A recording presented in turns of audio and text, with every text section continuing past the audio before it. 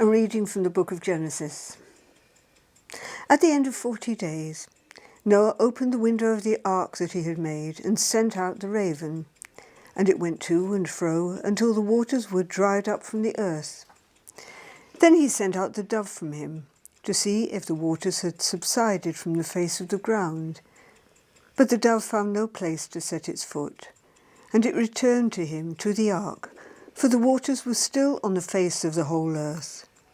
So he put out his hand and took it and brought it into the ark with him. He waited another 7 days, and again he sent out the dove from the ark. And the dove came back to him in the evening, and there was in its beak a freshly plucked olive leaf. So Noah knew that the waters had subsided from the earth. Then he waited another 7 days and sent out the dove, and it did not return to him any more. Then Noah built an altar to the Lord, and took of every clean animal and of every clean bird, and offered burnt offerings on the altar. And when the Lord smelt the pleasing odour, the Lord said in his heart, I will never again curse the ground because of humankind, for the inclination of the human heart is evil from youth. Nor will I ever again destroy every living creature as I have done. As long as the earth endures, seed time and harvest, cold and heat, summer and winter, day and night, shall not cease.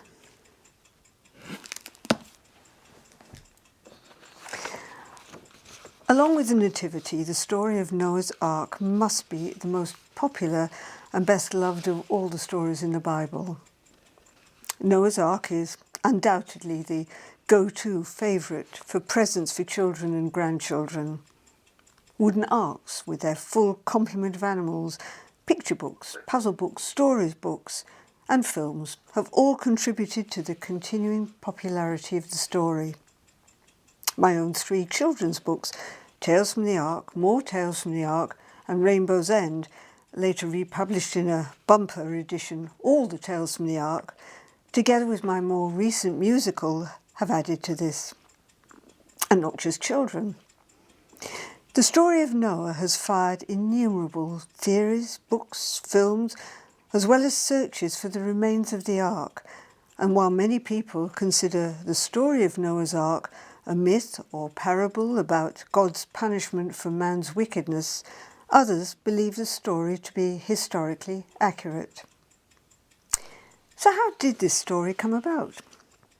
It probably originated in Mesopotamia many thousands of years ago and might have resulted from a massive flooding of the Black Sea. The story of this traumatic event would have been passed down from generation to generation and eventually inspired the biblical account of Noah. There must have been 2 different authors. Side by side in the Bible, we read first of all that 2 of every living thing, a male and a female, should be taken into the ark. And then the beginning of chapter 7 states that 7 pairs of animals and birds are to be taken into the ark to be kept alive. The president of the National Geographic Society is reported to have said that the discovery of Noah's Ark would be the greatest archaeological find in human history. But so far, despite innumerable searches, nothing has been found. The earliest recorded search was 1,800 years ago, when St. Jacob, Bishop of Medzpin, climbed Mount Ararat every day before falling asleep from exhaustion at the top. He would wake at the bottom of the mountain. He repeated his efforts until finally an angel appeared to him and gave him a piece of wood from the ark, which he carried down the mountain. Jacob's wood is still preserved in a cathedral in Armenia. The most recent search is by Robert Ballard, one of the world's best-known underwater archaeologists, who hunted down the Titanic and who has a track record for finding the impossible. He's using advanced robotic technology to support the story of Noah. He said that 12,000 years ago, much of the world was covered in ice, And when the melting glaciers began to rush towards the Earth's oceans, there were floods all around the world. One such flood could have emerged from the rising Mediterranean Sea, and the force of the water, 200 times that of Niagara Falls, would have swept everything away in its path. Intrigued by the idea, Ballard and his team decided to investigate and found 400 feet below the surface an ancient shoreline, proof to Ballard that a catastrophic event did happen in the area. By carbon dating shells found along the shoreline, Ballard said he believes they have established a timeline for that event, which he estimates happened around 5000 BC.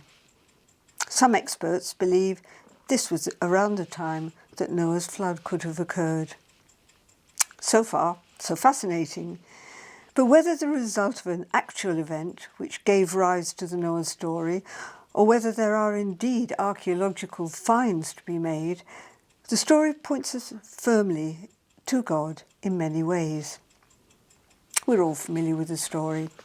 Due to man's wickedness, God determined to flood the world, but he would save Noah as the only God-fearing man, his family, as well as every living thing.